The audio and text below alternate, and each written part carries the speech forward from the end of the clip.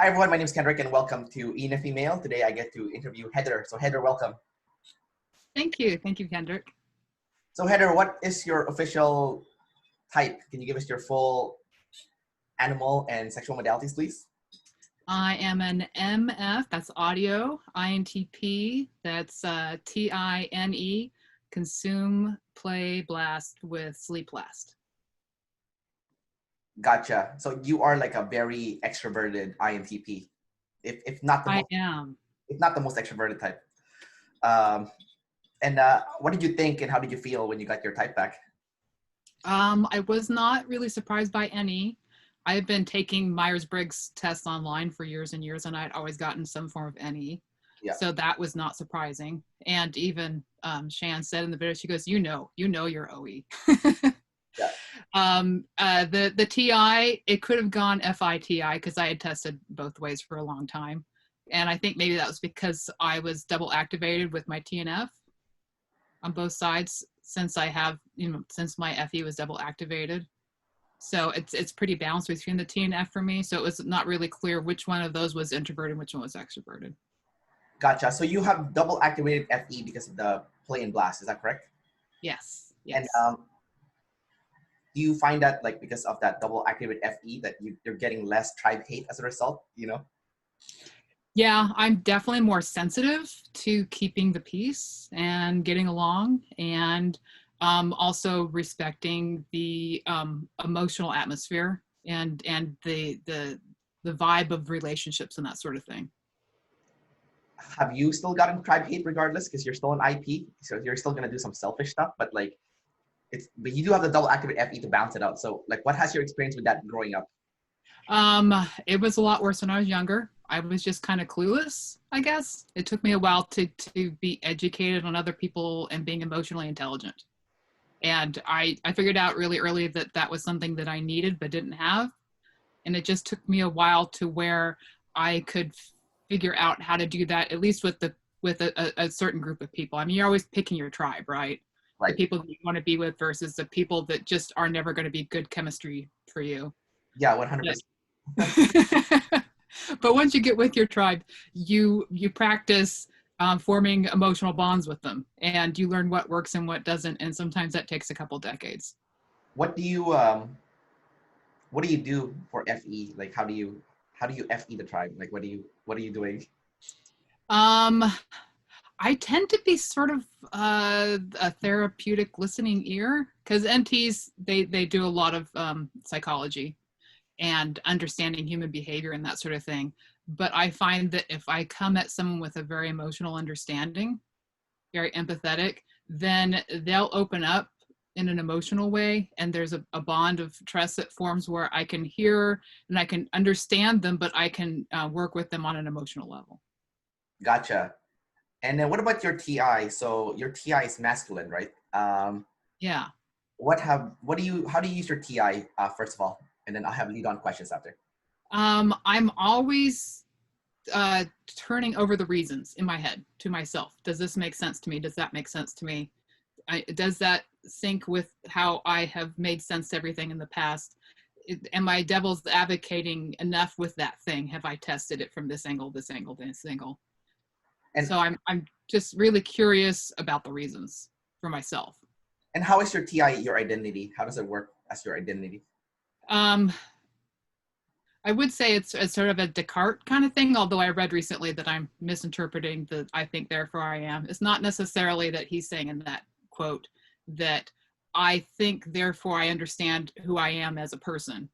It's more that he says if there are thoughts that exist and I'm aware of them, then there must be a thinker. So it's more like an absolute truth of reality that he's talking to. But from a misinterpretation, it's more like the TI that I experience, where I understand my own sense of self through my thoughts. Okay. I identify with my thoughts. So when my feelings come in, I'm like, oh no, here come some of those things I call feelings. Yeah. But when thoughts show up, I'm like, oh, there I am. I like how you play and blast it before you went to sleep. And talk about your identity. It's happening live. It's happening live. You can't make this up. Right.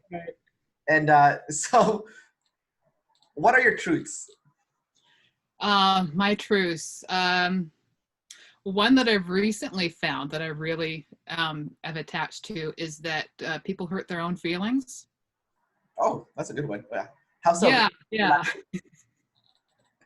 That inside all of us, we have all of these triggers that are built up that we've created with our own constructs and understandings of reality. And then when we encounter other people, they can trigger those things, but we've built them inside ourselves. And so therefore, all of our emotional reactions are not because other people hurt us. It's because we've built ourselves to be triggered by the action that they did. That's really deep. But my follow-up question then is that bad that people hurt their own feelings? I think it can be very freeing once you figure it out, because it's more empowering to know that other people don't have that emotional power over you. Especially as a demon FE, it's incredibly empowering that I'm not someone else's emotional whipping boy, that they don't really hurt me, that I'm hurting myself with my own interpretations. What if you want your feelings to be hurt? Well, then you would look for the triggers that would set off the mousetrap in their head, but I don't really try to be malicious like that. No, I meant like, what if you want your own feelings to be hurt? Oh, I see. If you want to hurt your own feelings, are you looking to hurt yourself? I'm not saying that, but there's benefits to, that you get when your feelings get hurt, right? There's, yeah. Like everyone wants to be sad when someone they care about dies. It's like sometimes you want to be sad on purpose. Yeah, sure. Because you built the construct that sadness comes when there's a death in your life of an important loved one. Well, negative emotion, I don't think it's bad per se. I think it's when you abuse the negative emotion when it's bad. There's definitely appropriate moments when you should have negative emotions. And I think when people's feelings get hurt, that's when they kind of like get woken up and they can change their behavior. Like it's kind of like what Tai Lopez said. I know he's kind of crazy blaster guy, but like, that's why they say the smartest things, those crazy blaster guys. He is crazy, but I think among the craziness that he talks about, there's like some gold nuggets in there. And I think one of the gold nuggets that he said was like he refuses to work with people under 25 because he said that like after 25 your brain becomes more solid and you're not open to new information or to change. And the only way that you could be more open to new information or change past 25 is if you get emotionally traumatized, so like when you get your feelings hurt, that's kind of like a mini jolt, right? Like a mini traumatic. Right. The opportunity at a midlife crisis where you could switch. Yeah, there you go. So there's pros and cons to that, obviously. I mean, not in like huge doses, but in maybe the best way to describe it is like maybe it's better if you have controlled doses of it. Like right. Like for example, like you go to your life, you're like, oh my God, I think I've been like too comfortable for a while now. I think I need to like cause some chaos. And I need to go out and get triggered by someone because it's time for me to make a change. Yeah, exactly. I mean, like I have sleep blast, so do you. So actually, let's go to this question then, since this is a good one. Okay. People with sleep blast, they tend to have problems with setting boundaries with other people. So I think it wasn't until this year where I'm working on setting boundaries now with that sleep blast. But it wasn't until I got triggered several times that I actually decided that I want to go set that boundaries, right? So in a sense that getting triggered negatively, emotionally was a good thing. So what has your experience been like with like setting boundaries? I mean, you are an IP, so technically you should be like the best at it, but you have sleep blast, so you're kind of like a walking contradiction, right?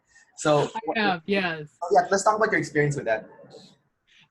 Well, I find that if I am aware of a sleep spot, like a double, because we're both double masculine in our sleep too. Yeah. If I'm aware of something in my sleep, then I know it. Like it's like solid foundational granite basement kind of thing. And if I've got that, then I can move with everything else and deal with everything else because I've got that really firm foundation. If I haven't gotten to the bottom of that with myself, then I have a kind of a sure why not attitude that comes out in my play because we both have double feminine play. It's just like, well, sure, why not? I want to get along with you. Let's go see what that thing is. I don't have any punch to either of those, but I just have this go along. Sure, why not? Let's just see. it'll be fun. I want to see what happens here. And very often that I get caught in a sort of a whirlpool that sort of pulls me after a while. And I'm like, okay, I didn't figure out my foundational elements where I was going to say no here. I didn't figure out where the no's were, the really clear ones. And if I don't know where that final stop is way ahead of time in order to say, you know what, if this interview, for instance, goes 3 hours, I think I'm going to stop you at an hour and a half. And be able to know that up front is to not go 2.5 hours and then flip out on you. You have ST sleep. So what is ST sleep like? That's kind of like the more, like I've asked a few people that I've interviewed in the past few days about ST sleep, but I want to hear what your take is on like what your ST sleep is. Yeah, I really like Byron Katie's ST sleep. I found that really helped me understand it a lot better, because her whole thing with the work and is it true and the 4 questions and the turnarounds, the is it true question is sleep. It's narrowing down what your perception of the sensory is. So are you using your SI to kind of like reflect back in the past of like past events that happened to you, and then you use your TI to kind of filter those events? Is that something that you're doing with the ST sleep, or? Yeah, like I'm trying to go back and I'm trying to assess, especially with things that I get triggered about, which is all the emotional messiness. Right. I want to go back to the dry simplicity of what actually happened. Just the report. If I go back to just the report, well, is that true? That upsets me, but is it true? Right. Is there any truth in it? Can I narrow down any pieces of that I actually agree with deep down? Like, well, yeah, that is technically true. There is something about it that upsets me, but it's actually true. So in knowing that, I calm down quite a bit. I think do you know Prem Schenker, the ENTP that I interviewed? I think I've seen his name. Does he post in some of the groups, or does he have a channel or something? I think he has a YouTube channel, but anyways, I think because he's in ENTP, so he has the same sleep as you, like ST sleep, right? Yeah. And I think one of the things that he said on our interview was like, there was a girl that he had a crush on in school, and then when he like tried to talk to her and ask her out, she rejected him, and he felt awful, right? And then his friend took a picture of him and like showed him what he looks like, and he said, do you think someone like her would go up with someone like this? And it shows a picture of him, right? And he's like, and she's like the supreme SF like girl, right? You know, probably like the the prettiest girl in school, and then he's like that NP nerd, you know. Right. Not tracking with what's really going on in the sensory. Yeah, but if you're an SF person, you would the person that you would be repelled by the most would be probably the NT person, because it's like, oh, it's like complete like opposite of like what's cool, right? So even though he was upset when he did the sleep processing, he's like, I was upset at my friend, but looking back, what he said was true. So he started working on the SF now, right? So it's kind of so that's why I wanted to bring it back to you now. So it's like, yeah, is that what that happens to you? Like you kind of like look back into your like, really traumatizing events that happened in the past, and then you think, is there any truth to like those traumatizing events? Yeah, because I have all this imagination that's filled in all the gaps of those memories, but when I actually go back and look at just what was happening, all the various things I could have interpreted from that point, but back to the core events, I was in the kitchen, the lights went out, he was over there, I was over here. When I just go back down to there, I realize there are like 50 different ways to interpret that situation, and I picked the upsetting one. But there's all these other ones that actually make more sense as an interpretation of, and that means this. Yeah. If I say these are the actual facts, it calms me down, because I'm like, oh, I only picked one of the interpretations, and it was just the upsetting one. You picked the people problem one. I think that so-and-so's mad at me. Well, I can't.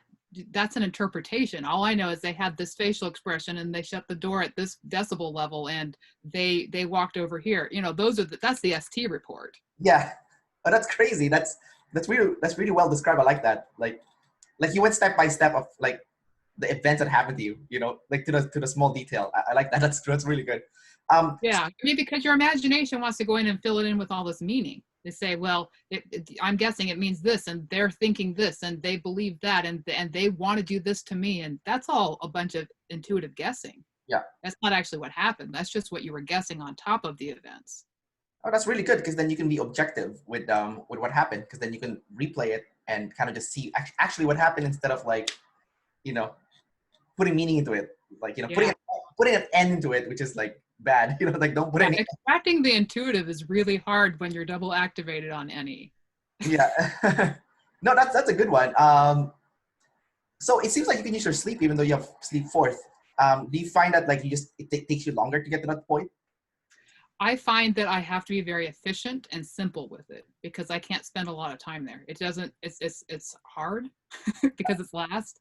Yeah. So I found that sleep first people, they just spend a lot of time doing stuff there. And I find that I am a mess there. I can't do anything productive in sleep. I have to either have a piece of paper that I work with, or B, have a person that becomes a sounding board that I blast at them and then consume my own blast.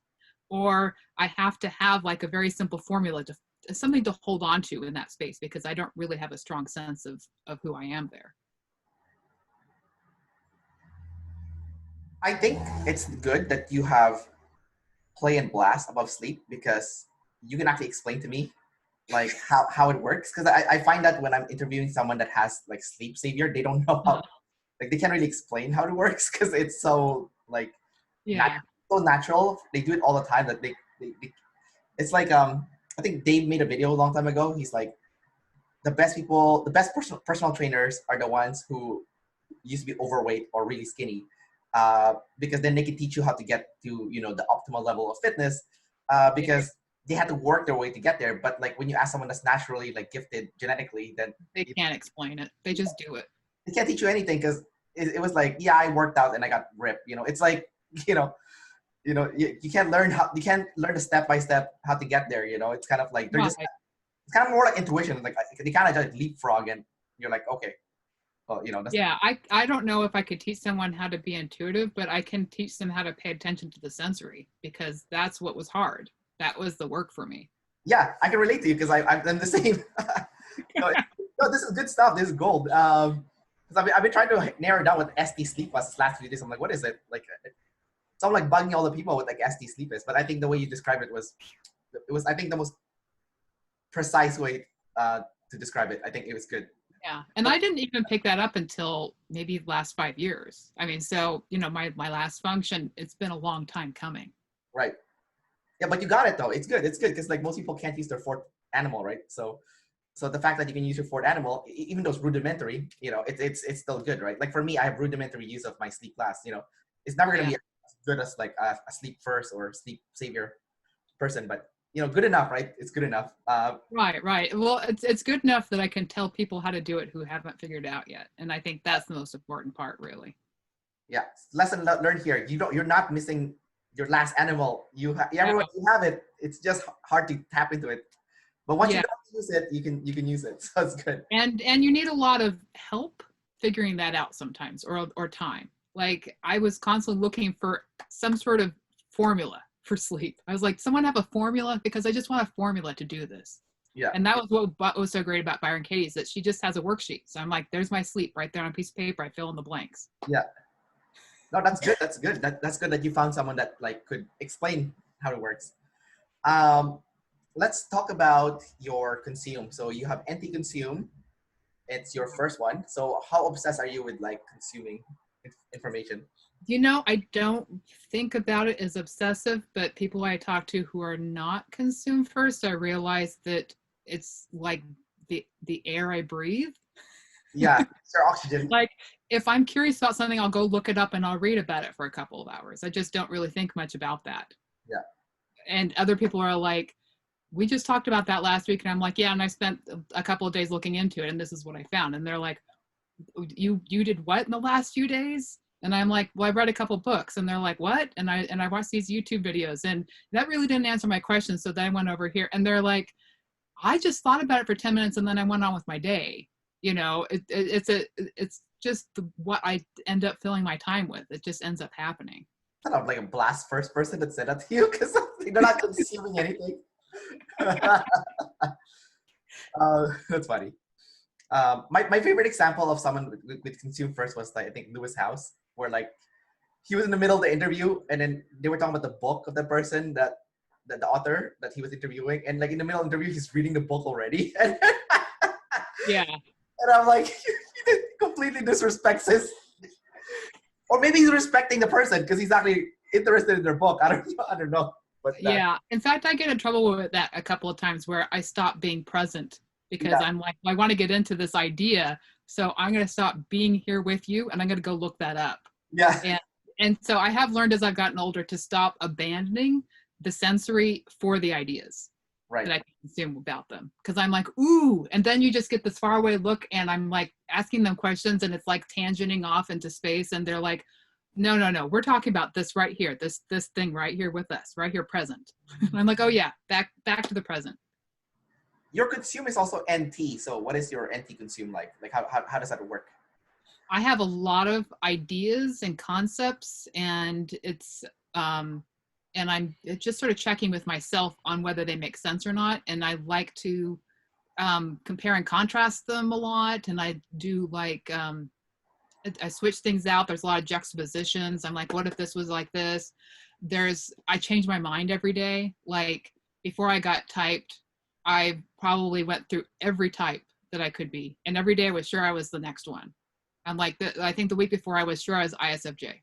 Like, and then of course I changed my mind at the last second. and my friends and family know this. They know that anything I'm like, this is it. I figured it out. They're like, you'll change your mind tomorrow. So I'm like, even the stuff I say here, I'm going to change my mind tomorrow. At least with ISFJ, it's the same functions as you. So it's like. Right. It's I not, also thought ENFP and ENTP. I never thought EJ, which was probably a clue. That was, I never, the EJ's never tracked with, I was like, there's no way I'm an EJ. yeah. Which EJ would have the same functions as you? And ESFJ. ESFJ? Okay, so you're not an ESFJ for sure, but you did pick ISFJ and ENTP in your list of like possible types. So, and those two, Right. so you can kind of see your functions, I guess, you know. Yeah. Are you changing your mind a lot because you have feminine NE? Like your patterns move, they're movable? Yeah. I mean, it's a constant shifting chessboard. And I'm like, well, what if things were like this? What if they're like this? What if they're like this? And each of them has some sort of promise to them. And I can see, okay, this one's very promising. I'm like, ooh, that's great. But it's only a matter of time before that one, I'm like, but what if we shifted it a little bit more this way? I'm like, oh, that's even better. Oh, what if we shifted it like this? Oh, that's even better. And then I'm like, wait, the original one. No, that one's probably the best still. I'm just I'm decisive in the moment, but indecisive over time. Got it. I mean, no wonder they said you're change your mind in the future tomorrow, because you know the N is the future, right? So in the future, it's movable, right? So whatever happens in the future, Right. Movable in the future. yeah, movable in the future. Can you explain how you use your NE? Because you have it in the middle, right? So it's more like I think you'll be more aware of it because it's not your first function, it's your second function. So can you talk about how you use your NE? Yeah. Everything comes out as a metaphor or a simile. Okay. I don't actually talk about, like, I don't know if I brought up any solid examples so far in this interview. Everything's been a metaphor or an idea or a concept that I've just sort of been vaguely generalistic about. I don't know if that's true or not, because when you were talking about your sleep, it was pretty sensory clear, you know? Right, it was. I was giving examples, but I wasn't giving any examples of, like, say, a person named John in a cabin in Virginia. I didn't have any. I was just like, I was coming up with some examples, but it was just to fill in the bigger concept. I guess so. I guess you were using the sensory as a supporting role to your concept. Right. It does. Because it's masculine sensory, I do like it when I get those nice little pins in the map. I'm like, okay, that's a sense of something solid then. Because that is a thing that happens in real life. That actually is a real thing. When you were describing your sensory earlier, you were talking about like, oh yeah, I opened the door and then the door was open, and you were like really clear at like the exact thing that was happening, so it was easy to kind of see what was happening. So Yeah. sensory clear. So my follow-up question to you then is, what do you do after you've gathered the information, the idea? How do you organize it in that SI? I usually think about if it tracks with reality, if it actually is applicable. Like, is that something that a person can do? Is that something that actually happened? Is that something that could actually happen? Where would it happen? When would it happen? You know, like the broader concept needs some specific examples of real-time events to back it up. Yeah. Now, because you're an NT person, they said that NT people likes arguing for no reason. Do you find yourself getting into that like point where you're like arguing with people for no reason? Only when I'm in an unhealthy state. Like, I think there's unhealthy and healthy versions. Yeah. And I feel like sometimes when I'm in an unhealthy state, I like sort of like the shock controversial value Yeah. of having someone being sort of deer in the headlights in the face of me pontificating, which is not really very kind or considerate. Yeah. So I don't, you know, when I come back to myself, I'm like, oh, that wasn't very nice of me. So there's sort of when I'm in a bad place, I can go there. I can start digging at something that's unnecessary or unimportant, or a technical detail that was off that doesn't really matter. Oh, thank God you have that double accurate FE, because it really I think one of the things that I've noticed since, like, you know, doing these interviews is sometimes I would like share, like, let's say I interviewed an ENTJ and I would share it to the other ENTJs. They would just attack me like on the spot. Like, they would just start attacking and arguing with me.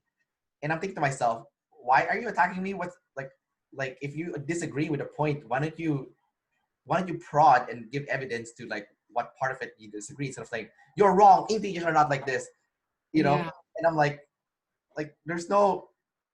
we're not producing anything meaningful here, you know, by you attacking, you know, unless you're a troll. If you're a troll, okay, you're doing your job, you know, which is to attack, I guess. But like if you're trying to understand a concept or trying to say you're wrong, actually, if you look at the definition of an ENTJ, this is what it is. And I'm like, okay, well, I'm not doing the traditional Myers-Briggs stuff. I'm doing, like, you know, an extension of it. Right. It's their matrix, and it doesn't match up with yours, and then they get upset. And especially if they're masculine, extroverted thinkers, they're going to try to press their matrix onto yours and say, no, correct your matrix. Go with our matrix.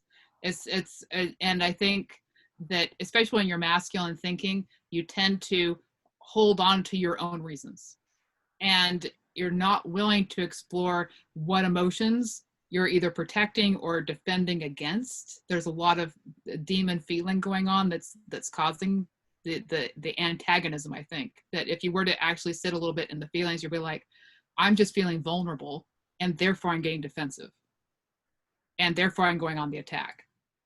Yeah, I think you have you're onto something here. I also think it's someone that has masculine TE, maybe like a blast first, sleep second. So they're like all in, they're like known information, and Yeah. they're blocking out what the tribe is saying. They're blocking out, they don't even bother consuming. So it's kind of like, you know, that's kind of like where the problem is leading. And like you said, they're protecting their emotion too, right? Because Yeah. I think maybe they tie their emotion to being competent and being correct. So then if they're incorrect, then they're wrong. And if they're wrong, then maybe they have like a flashback of like their mom and dad like saying, you're wrong, you're a kid, you're a bad kid, you know? Right. There's always a childhood wound buried deep beneath all that. Yeah, stuff. yeah. At the end of the day, it's always like something that your parents did to you was a kid that like it goes back to, right? You know, like Right. you're arguing about like how to make, like, I don't know, like a blueberry pie, and then you start fighting with someone, and then it has something to do with something that happened to you to the kid. That's why you're getting triggered, really. You know, this is not a conversation between you and your friend anymore. It's like between you and your mom or dad or something. Right. You start projecting all of your childhood wounds onto the person you're talking to in the moment. It happens. Everyone does it. Yeah, no, 100%, for sure. Let's go with your play. You have your play is NF, right? Yeah, double feminine, double activated. So what's your NF play like? How do you use NF play? I think that I'm very open with being wrong and change my mind a lot. So, you know, once again, that OE thing, but I can do it in a shared space. Yeah. And I am very flexible emotionally. Like I'm always trying to mirror the emotions that are going on. Yeah. So if everyone gets really quiet, I will end up getting really quiet because I'm like, oh, we're being quiet now. Okay. You could, That's funny. or, you start to sense that there's been a shift emotionally and you don't even know what it is exactly because it's still in the intuitive range. It's not in the sensory range, but you just get a sense that something has shifted and you just sort of play it careful for a bit until you can figure out what's going on with that. Yeah, that your story kind of reminded me of an interaction I had with someone that had Fe somewhere in their function stack, because I noticed that he was copying my facial expression every time I would change it. So I started purposely changing my facial expression to see if he would copy. Like I would be like, and he would be like, and I'm like, and he like, I was like, interesting, like I felt like a scientist kind of like experimenting like with this person's facial expressions. But I noticed that people with extrovert feeling cannot produce an original facial expression or emotion. Okay, you just did it. Okay, so maybe I'm wrong. Maybe I'm wrong. I think that not everybody in my bucket is identical to me, if that makes any sense. Okay. Maybe I need to dig deeper into this. What about can you produce like sadness? Can you make a sad face? Okay. What about like a crazy face? Okay. So maybe I'm wrong. Maybe this theory has been debunked now. You debunked my. I think as far as Dave and Shan's theory that Fe is very expressive, like so, and if you have demon Fe, then you don't have as much control over it. But I am middle-aged, so I've had more time to work on it. Yes, maybe that could be it. Maybe like if you have Fe, for you to control it, you need to be older. Maybe that's what. Yeah, it might be. I mean, maybe 20 years ago. I don't know if I could have done that 20 years ago. Okay, I'm gonna test this. So next time I interview someone that's like in their 20s with Fe, I'm gonna see if they can produce like a original emotion or original facial expression. Well, you did interview two of my type twins. One of them who's a little bit younger, Julie, and then Kimberly. And Kimberly's more my age. She's 40. I didn't ask him that question though, so it's too late. Oh, okay. Well, you got to wait for the next one then. Yeah, I'll wait for the next one. Yeah, it's fine. I'll when the next one comes along, I'll ask them. No, this is interesting for me. We're both NT. We're like, oh yes, that's right. Let's pick it apart. Yeah, no, I'm always throwing things to the wall to see if it would stick. So now I threw it. Yes, spaghetti. I call it throwing spaghetti against the wall. Yeah, so like I threw it on your wall and then it didn't stick. So I'm like, oh, maybe. Right. And that's a great example of play. You're like, so how does this one actually try? When the experiment is happening, what's my feedback? Yeah, because I have NT play, right? So that's for me. I do the experiment with the tribe. I don't do it like on my own. I do it with the tribe. But your play is NF. So do you like to have that like hippie talk when you talk with the tribe? I tend to go deep into the metaphysical, spiritual stuff. Yeah. And I tend to look for the emotional feedback. Like, is this tracking with them emotionally? What if I start talking down this avenue? What emotional pingbacks am I getting? If I get the sour faces, I'm like, okay, this is not going to work with you. Okay, how about the next person? Kind of, so I get a collection of feedback on a particular topic, emotional feedback. And do you enjoy that? Like having that like back and forth emotional abstract conversation? Yeah, especially when especially when it's proving the things I suspect. I see. When the experiment is going as your hypothesis was originally going, and you're like, yay, my hypothesis seems correct. But it seems like your experiment is more like human behavior with that NF stuff. Yeah. Because you're thinking, it's like, if I do this, I wonder how this person will react. It's kind of like, Yeah, and in a healthy place, I'm looking to make people more vibrant and happy, or track and have more integrity with themselves. And in a bad place, I'm just looking for a reaction, any reaction. Like the kid that goes, "Look at me." That's the less healthy version of me that just is looking to poke the bear, kind of thing. Yeah. Okay. So you're poking the bear if you become unhealthy. Yeah. What is SF Blast? What are you doing at SF Blast? Oh, SF Blast. I think that I'm trying to figure out more about what that is through like Chris Voss, Okay. because he has double activated SF Blast Savior Okay. and he's MF. So, you know, what my function is just upside down. And from what I can see is that he manages the emotional space with people with certain very specific things. He has a very narrow range of information, and he manages people with that information.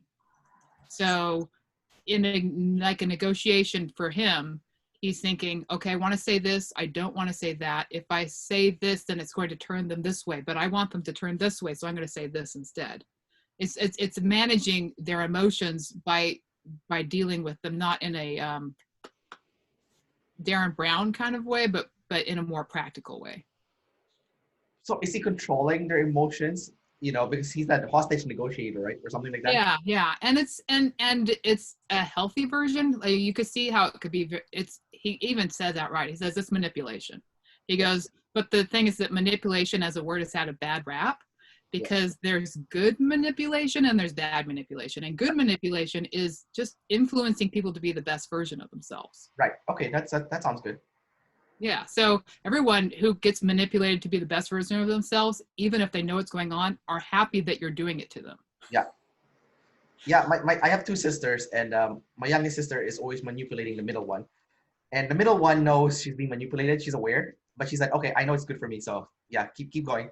Yeah. You know. Yeah. Can you do that thing to me to get me to do that behavior more? Yes. Yeah. Thank you. Yeah. So I think yeah, you're right. There is good and bad manipulation. So when it's a good manipulation, you're like, okay, you know what, go ahead, manipulate me, it's fine. But like if it's bad, you know, you need to like use that sleep, right? Like put that boundary, right? You know. And I think it's always a good test when you can be transparent about the fact that you are manipulating, and they still want to go with it. They don't get upset when they find out. They're like, oh, you tricked me into doing this thing that helped me out. Okay, that's fine. You know. You're saying to use play first, like, hey, I'm gonna manipulate you. Are you cool with that? And then they're like, oh, okay, sure. You know. Well, because I've got play over blast, so yeah. Yeah. I'm gonna check with them first. Yeah, you check with them first. Because the people with the blast before play, they'll just manipulate you first, right? Before they tell you anything. Right. They're like, no, I need to control you. We're not going to figure this out together. I'm just going to run the show, but you're going to be glad when it's over. Yeah. I get it's so weird, you know, like having that order flip around. Yeah. So I want to talk about play blast versus blast play. Okay. This is it's an interesting topic because so both play blast and blast play have that like crackhead manic kind of state. So let's start with that first before I follow my follow-up question. So do you feel like you go on that like manic or hyper or like, you know, crackhead state with that play blast together? I can. It's the interesting thing about play and blast is that they both include projection. That is taking your insides and then pasting them all over reality. Okay. So you're interacting with yourself through other things. So people who are either sleep or consume last, they get that sense of themselves by messing with other stuff. So since I'm sleep less, I understand my sleep by interacting with the outside world and then processing that experience.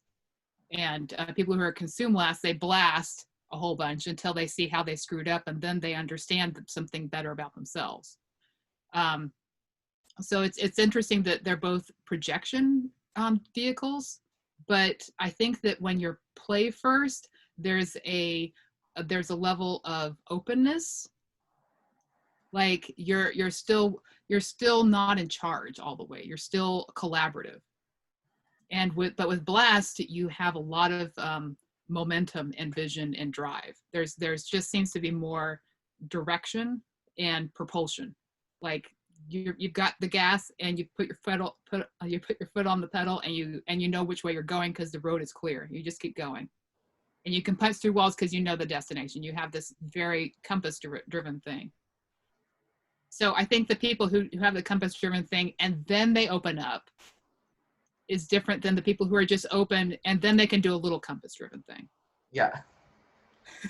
I think from what I've seen, the blast play people, when they kind of teach you their lessons, it's Yeah. more clear and concise and focused, and Mm-hmm. it's easier to follow. But it's also not as fun and not as entertaining, because it's but the play blast is not as clear, not as concise, but it's definitely more entertaining because it's so chaotic, right? And there's Right, right. There's some random stuff thrown in there that's not part of the core OI. right. So I think if you're looking for like straight definition, I think the blast play person would be the better person to go to. But I think if you just stumbled onto this information, it's new to you, and it's like a blast play person telling you this stuff, you might think, oh, this is boring. I don't want to listen to this stuff. I'm gonna go Yeah. hit that X button top right corner. I'm done with this.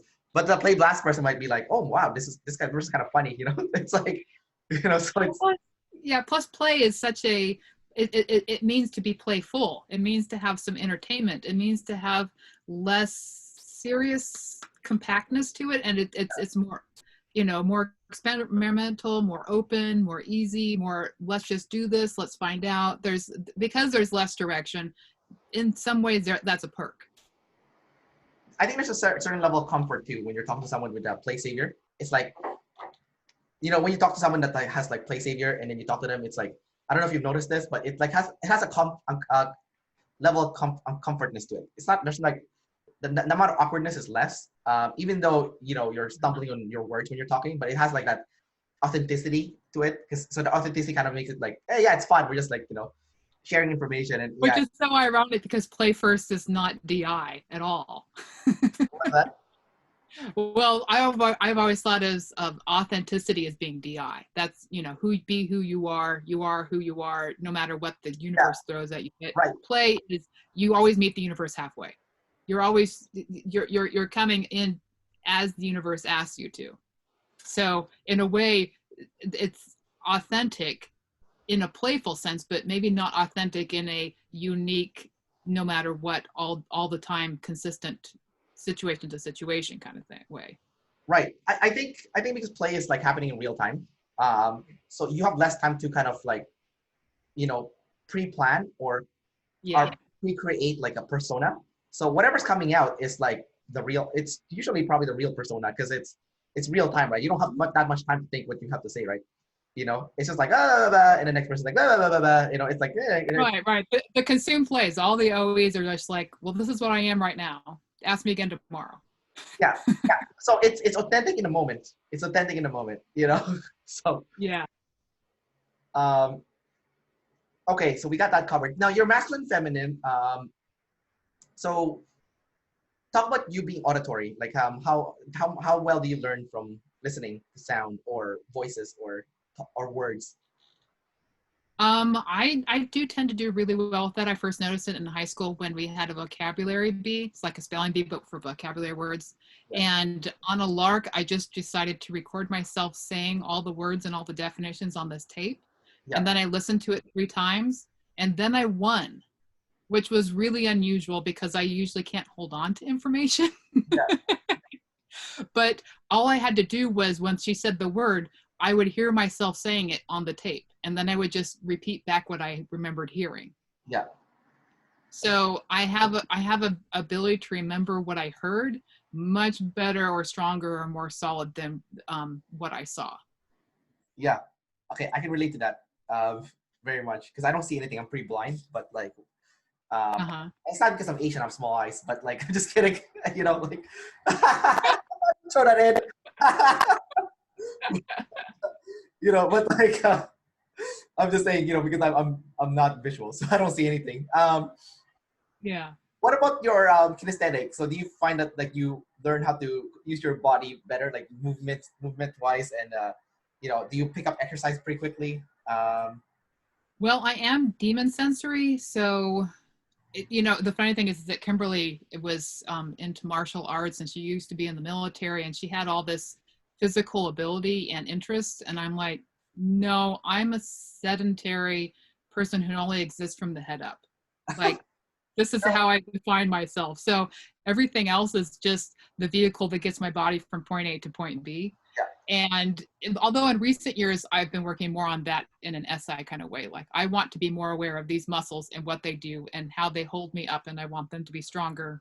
So Yeah. I would focus on figuring out how to sit and stand and walk and going back to all those basic things that 2-year-olds know, but apparently I need to relearn them. But I do think kinesthetically, like I think 3-dimensionally. So when I'm imagining something, I was talking to one of my daughters who's probably tester, and she says she can remember visual flat 2-dimensional images really well, like photographic level. And I was like, when I remember something, I'm touching it and holding it and turning it over, and it's moving. It has to be moving in my head for me to have like a real sense of it. And Yeah. there's weight to it, and there's texture. You know, it's all the kinesthetic stuff in Right. my imagination. Gotcha. Okay, that makes sense. Um, I never thought that kinesthetic from that perspective, but I think that's a really good, like when you were talking about that, I was like remembering when I used to work at Starbucks and I was making cappuccino, and I was like, oh yeah, now I remember now. I like this is how I moved it, and that's how I made the perfect cappuccino. Right, your muscles get involved in the memory. Yeah, that's muscle memory for sure. Um, so okay, a little bit off topic, but so you're not exercising right now. I am exercising. I do yoga and I walk, but it's you know, part of quarantine. I'm taking good care of myself. It's actually part of my sleep. I'm like, these are the core things that I do that are good for me physically. Okay, I'm only asking because I work in a fitness industry. Yeah. And I teach osteofit, so it's to prevent people from getting osteoporosis. And Uh-huh. one of the things that like bugs me is like a lot of these people who has like osteoporosis, they could have prevented this problem had they lifted weights when they were younger. It wasn't even like you don't have to lift super heavy; you just have to do it, right? Like just go through the motions, and you would not have, because like it's like think of it like a bank account, like I'm an ENFP, so I like these analogies, but like Uh-huh. think of it like a bank account, right? Like every if you want to save money, you're gonna put money in the bank account, and then it's gonna accrue interest over time, right? And then you have like a wealth of like money that is gonna keep you afloat when you retire, so you're not gonna be like the broke person that's relying on welfare or whatever. But like it's Right. the same thing goes for like lifting weights, right? Like when you lift weights, you're making deposits into your bone, so you're having like bank deposit of like bone mass. And when you retire, aka when you reach menopause, then you're gonna be okay. You're not gonna shrink. You're not gonna have brittle bones and get fractures and stuff. So when I hear people, they don't like, especially women, because women are more in danger for this. Yeah. Then I'm like, oh man, hey, we should start. You should start now. Go like go buy like a water bottle from like like a big like water jug, and like start like picking it up, lifting it up or something. Yeah. Yeah. It's great to hear like that ST kind of blast of this is the thing you build over time in the sensory. Yeah, it's like a bank. Yeah. Yeah. And that the whole blasting thing, like you just keep adding to it, and you have a very simple thing, but you just keep repeating it and building it up. Yeah, exactly. And I'm using that NT play to kind of explain to you what happens, and then like the ST kind of like backs it up, like Right. so. Uh, I'm also just concerned too, because I work in that field, and I'm like, oh my god, a lot of people, all these people could have just avoided this had they started sooner, And then people ask me before, it's like, well, can I just do it when it happens? I'm like, no, it's too late, It's like when you get diabetes, right? It's like, okay, what if I stop eating sugar? It's like it's a little bit too late, man. Should have cut down. Now is a good time to start. 20 years would have been better, but now's better than not. Yeah, better than nothing, but hey, it's not like I was asking for a lot. I wasn't like telling you to, be Arnold Schwarzenegger or like I don't know who's like a super fit woman when it comes to like fitness. You don't need to do that stuff. You just need to go through the motions, right? Like, Right. go to It's the the crucial missing information. what's that? It's crucial missing information. Yeah, go buy some water, like the water jug, and then Yeah. instead of using it to drink water, just use it as like your weights. Pick it up from the floor or something, like yeah. My next question for you is let's see, we covered feminine FE already, masculine SI, masculine TI. I think we covered everything. Did we miss anything? I don't know. I think we've done all 4. All right, so we're gonna wrap up the interview then. So my last 2 questions for you, Heather, is what advice can you give to INTPs? Oh, wait. I know the question now. They say that IPs and EJs have problems with pain, and that Oh yeah, pain versus fear. yeah, the EJ's pain is coming from self, from their identity, not knowing themselves, and the pain of the IP is the pain that the tribe can inflict on you. So Yeah. I'll talk about that pain that you're avoiding, perhaps, or maybe not avoiding. Well, it's emotional, and it's perceived as coming from outside you, like emotional pain coming from outside you in a relationship dynamic, which is why Byron Katie was so influential in giving me some basic traction, is overcoming that fear by showing it's an illusion. So that the fact that I feel like they're hurting me emotionally is not actually what's going on. I'm hurting myself by using them as leverage for that. So when I understood that properly, then I was like, well, I don't have to be afraid of that relationship dynamic, because I understand that I'm the one creating the part that's painful. And if I'm in control of that, then it's up to me to resolve that. It's not something that I have to figure out in the relationship space. So I can come at the relationship space from a compassionate view, from a understanding and a collaborative and helpful, and what can I do for you, as opposed to I'm afraid this is going to hurt point of view. Gotcha. So I think, for INTPs or people who are TI dominant, the key is to recognize that even though your emotions don't feel like they are coming from you, because they don't feel like they're you, they feel like they're coming from the outside. The truth is, and there's this really good book called How Emotions Are Made by, she's a neuroscientist, Elizabeth, I can't remember her name, How Emotions Are Made, but she goes into the neuroscience of how emotions are not actual, but they're contextual. They're made up by the person and their own ideas. So you can remake them. And when you realize you have that power as a TI, then you can manage your emotions with other people. It's a life changer. So my last two questions for you. This is a perfect lead on is, as an INTP, what advice can you give to fellow INTPs who's getting tribe hate, or might not be aware they're getting tribe hate? So how can they use that FE more to kind of, care more about the tribe and, be part of the tribe? And yeah, like what advice can you give them? To be more of the part of the tribe, I think you need to come to grips with your own need for connection. Like, you don't think you need it, but you do. And as you recognize like some of the health benefits that you get from being around other people, because we're all social creatures to some extent or another as human beings, way more than other animals are. And when you start to realize that even as the most reclusive aspect of that spectrum, you still need some of it, and that you need the skills in order to gain that, then you're going to need to figure out how to form some basic connections with some other human beings that has emotional importance. And that will feed this part of you that will resolve a lot of the TI issues that you have. Actually, it cleans up your thinking to take the emotional distress out of it. That's perfect. I hope some INTPs will take your advice.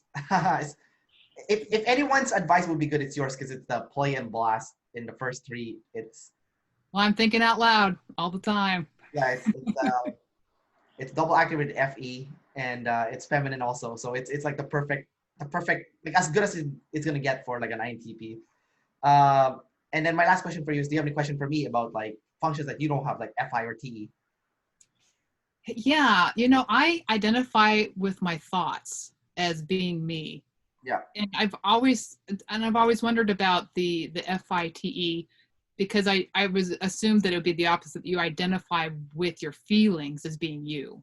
Yeah. So what is that like? What is it like identifying with your feelings? That's, your feelings are who you are. I don't know if it's the feelings per se. It's like maybe my values, but Oh, okay. but I do take things personally. So if I get a personal attack, I do take it personally, which is I'm working on right now, because it's like, trying to set my boundaries, my FISI. Uh-huh. But yeah, like before I make any decisions, I always like check into my value system first, and it's almost automatic. It's not like I have to think too deeply about it. It's like automatic. But like there are times when I do have to think deeply about it, especially if it's like like a tough situation. Like I'll give you an example. Like I had a business in fitness before where I go to people's house and I trained up, and then that business fell apart after 4 months. Well, more than 4 months, but the 4 month mark was when it started going downhill. The first 4 months was good, and it was because I didn't like check with my feelings first. That's why it fell apart. Okay. I should, because the question I forgot to ask myself is like, can I still see myself doing this in 10 years? Will I still like it or enjoy it? Because if I don't enjoy something, I don't like it. I can't put any effort doing it.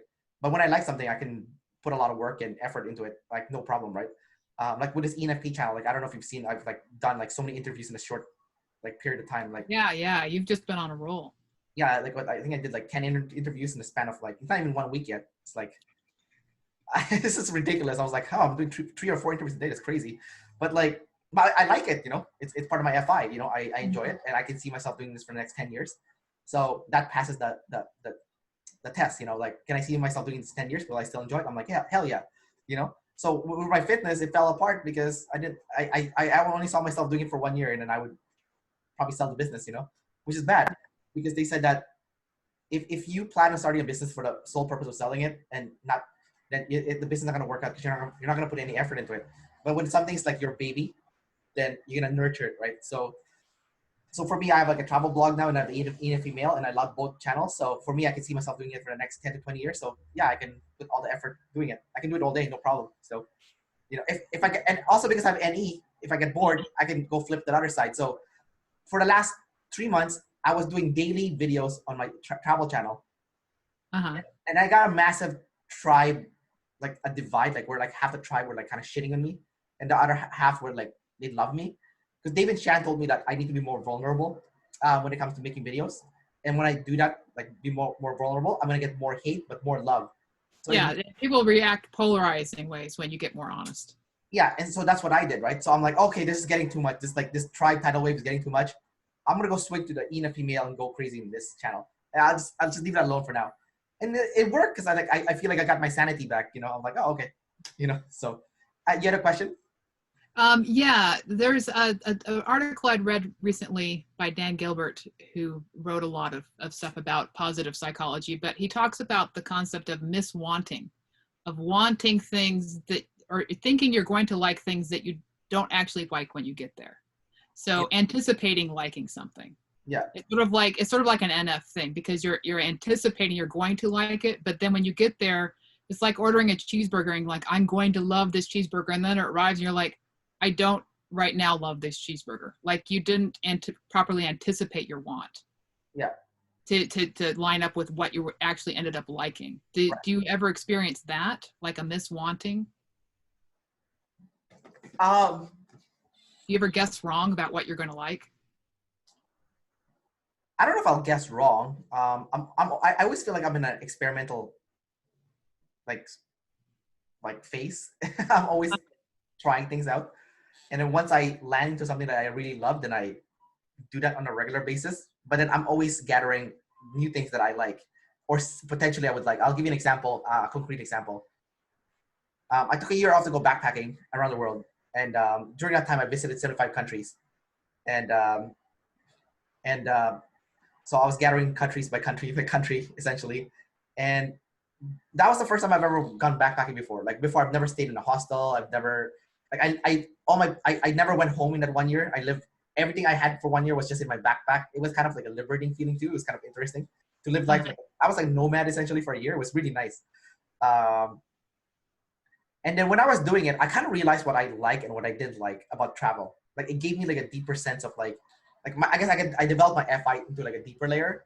Because I was like, okay, there was times I was traveling really fast and there were times I was traveling really slow. Like there were times where I would just go to a country for 1 day and I would leave, right? And then there are times where I'd be in the country for like one whole month, right? So so I was kind of like at everything in between. So I was like, okay, in this whole 1 year of like super journey that I did, what did I like? What did I not like? So I'm using my SIFI, right? So for me, it's like, oh, I realized I hated doing a lot of activities in 1 day. Like when you join a tour, like like when you're traveling and you join a tour, let's say in the morning, we're going zip lining. In the afternoon, we're gonna go kayaking. You know, at night we're gonna go make like chocolates. You know, using like Back to schedule, yeah. yeah, like doing all these activities. Like I hate doing so many activities. I'd rather just sit with someone. And for me, I like talking to locals and getting to know more about their culture. Yeah, yeah. Through that lens. I think there are some stuff that surprised me I didn't see coming. Like I did volunteer work abroad. As part to save. I only did it to save money on because like when you do volunteer abroad, they give you free accommodation, right, and free food. That's a perk. Yeah, that was the main reason I did it. But like when I actually did it, I was like, wow, I really like volunteering abroad. Like I enjoy interacting with the locals, living like a local. I remember I was in Colombia. I was in the kitchen cutting vegetables, washing dishes, and then the Colombians in the kitchen were teaching me Spanish. I was like, wow, this is a really nice experience, you know. Oh, Like, yeah. and I feel like I was learning Spanish better too, just like hanging out with the locals and you know like doing menial like labor work because I felt like I was learning the language in like a rapid rate, like rapid learning almost because I was immersed in that situation, right? So I was like, wow, Right, this right. It's all immediately applicable to what was going on. yeah, because like, they don't speak good English, so I had to learn some Spanish, otherwise I wouldn't be communicating properly. So I was Right, like, wow. sink or swim. Yeah. So I don't know if that answered your question, but for me, that's kind of like the filter that I use. So when I came back from traveling for a year, I kind of thought, okay, I'm gonna do more of this, less of this. And then even the stuff that I didn't like that much, there was like aspects of it that I like. So I was like, okay, I'll do a little bit of that. Like I'll sprinkle in a little bit of that. And Yeah. so I don't know. It's the FI is like really like it's like really picky, you know. It's like, yeah, I like this, I don't like this, I like this, I like this. I kind of like this, I kind of don't like this, you know. And even with this part I don't like, there's like a part of it that I like. So it's like I don't know. Maybe miswanting is more of an NI thing than an NE thing. I don't know. I'm still trying to figure out exactly who represents the miswanting that they were talking about. And you anticipate you're going to want this, and you're constantly surprised that you don't want what you thought you wanted. I think it's definitely NI because like one of the things that Dave was talking about in his video is like go project into the future like the bad thing that's gonna happen to you. So that when the bad thing happens, you're already prepared for that bad thing. Like you're already emotionally prepared. Yeah. And I'm like, I can't relate to that because I don't have NI, right? I can't project my feelings into the future. I can't throw my feelings in the future, right? You know? And Shan also has like NI-FI, so yeah, she can do it too, right? But I don't have NI-FI. I can't throw my feelings in the future. I can only filter it based on something that already has happened. And I cannot look back and replay that movie, right? So yeah. And I don't have the catastrophizer so strong, that feeling that something terrible is going to happen. Well, NI's also, I feel like NI's full of shit too, because like no, seriously, like yeah, if you're an NI, you get offended. Well, too bad. But like, you know, I'm not gonna apologize for that statement. But like the point I'm trying to make here is like, okay, let's say you project that you're gonna love something in the future. Well, you get there, and what if you don't love it? You know, or what if you project that you hate it, and you get there, you actually like love it? Or what if you projected like this bad thing's gonna happen and you're gonna react negatively to that bad thing that happened? What if that bad thing that happened actually made you smile? You know, like you don't know. They could use some SE where they're actually finding out what happens in the real time. Yeah, it's full of shit. Like I love a lot of the. Don't get me wrong, I love NI. There's a lot of the good stuff with the NI, but like the NI-FI thing, that I think that thing is like full of shit. Like that, you can't rely on that because it's not. Well, somebody needs to plan something somewhere. It's not going to be us. It's good that there's some people who plan in the world who have their track set, and then they can go and fulfill that plan. Like it's a long-term thing. Yeah, no, NIT.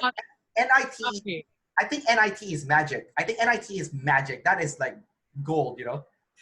Like going to the future and planning the steps, like how you get it for the tribe. That's gold. That's really gold. That's like one of the best forms of NI. NIT that is NIT. The NI-FI is the one that I'm kind of like suspicious of. You know. Your NE-FI is really funny to listen to. What's that? You're imagining these groups of people, and you're like, I have these feelings about this group, and I have these feelings about this group, and I have these feelings about this group. Yeah, exactly. I find it hilarious. Yeah. All right, Heather, thanks for doing the interview. I really appreciate it. It was a lot of fun. Thanks, Kendrick. All right. Take care. Bye.